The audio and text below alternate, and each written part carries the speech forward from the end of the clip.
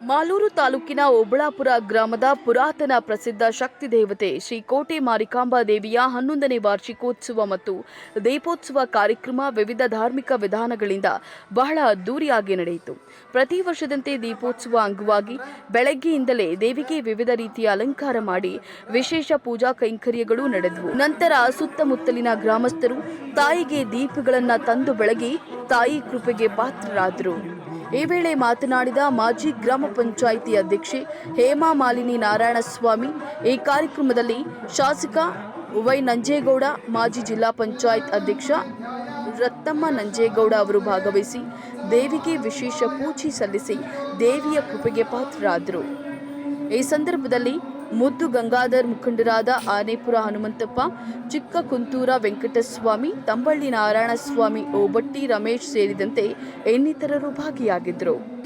ಇದು ಸುತ್ತಮುತ್ತ 7 ಊರುಗಳಿಗೆ ಸಂಬಂಧಪಟ್ಟಂಥ ಗ್ರಾಮ ದೇವತೆ. ಮೊದಲಿಗೆ ಚಿಕ್ಕದಾಗಿತ್ತು.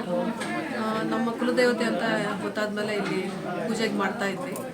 ಆಗ ನಾವು ಇದನ್ನು ಸಂಕಲ್ಪ ಮಾಡ್ಕೊಂಡಿದ್ವಿ, ದೇವಸ್ಥಾನ ಜೀರ್ಣೋದ್ಧಾರ ಮಾಡಬೇಕು ಅಂತ.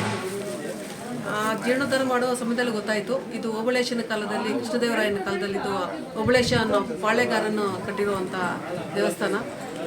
ಇಲ್ಲಿ ಯುದ್ಧಕ್ಕೆ ಹೋಗೋ ಮೊದಲು ಈ ಮಾರಿಕಾಂಬಾ ದೇವಿಗೆ ನಮಸ್ಕಾರ ಮಾಡ್ಕೊಂಡು ಯುದ್ಧಕ್ಕೆ ಹೋಗ್ತಿದ್ವಿ. ಇಲ್ಲೇ ಕೋಟೆನೂ ಇದೆ, ಹಾಗಾಗಿ ಇದಕ್ಕೆ ಕೋಟೆ ಮಾರಮ್ಮ ಅಂತ ಹೆಸರು ಅಂತಲೂ ನಮಗೆ ಗೊತ್ತಾಯಿತು. ತುಂಬ ಶಕ್ತಿ ದೇವತೆ ಅಂತ ಗೊತ್ತಾದ್ಮೇಲೆ ನಾವು ಭಕ್ತಿಯಿಂದ ತಾಯಿನ ಪ್ರಾರ್ಥಿಸಿ ಇಲ್ಲಿ ಗುಡಿ ಕಟ್ಟೋದಕ್ಕೆ ಪ್ರಾರಂಭ ಮಾಡಿದ್ವಿ. ಮಾಡಿದ್ಮೇಲೆ ಎಲ್ಲ ನಮ್ಮ ಕುಲಸ್ಥರೆಲ್ಲ ಕೈ ಜೋಡಿಸಿದ್ರು. ಎಲ್ಲರೂ ನಾವು ನಮ್ಮ ಕುಲದೇವತೆ ನಾವು ಏನಾದರೂ ಮಾಡ್ತೀವಿ ಅಂತೇಳ್ಬಿಟ್ಟು ಅವರೇ ಎಲ್ಲರೂ ಮುಂದೆ ಬಂದರು. ಶಿವಾರ್ಪಟ್ಟಣದವರು ಬಂದು ಗೋಪುರ ಮೇಲೆ ಗೋಪುರ ಕಟ್ಕೊಂಡು, ಇನ್ನೂ ಕೆಲವರು ಬಂದು ಇಲ್ಲೆಲ್ಲ ಕೆಲಸ ಮಾಡಿಕೊಟ್ರು. ಇದು 3 ಎಕರೆ ದೇವಸ್ಥಾನದ ಹೆಸರಲ್ಲಿದೆ. ಇದು ಮುಜರಾಯಿ ದೇವಸ್ಥಾನ. ಇನ್ನಷ್ಟು ಅಭಿವೃದ್ಧಿ ಆಗಬೇಕಾಗಿದೆ.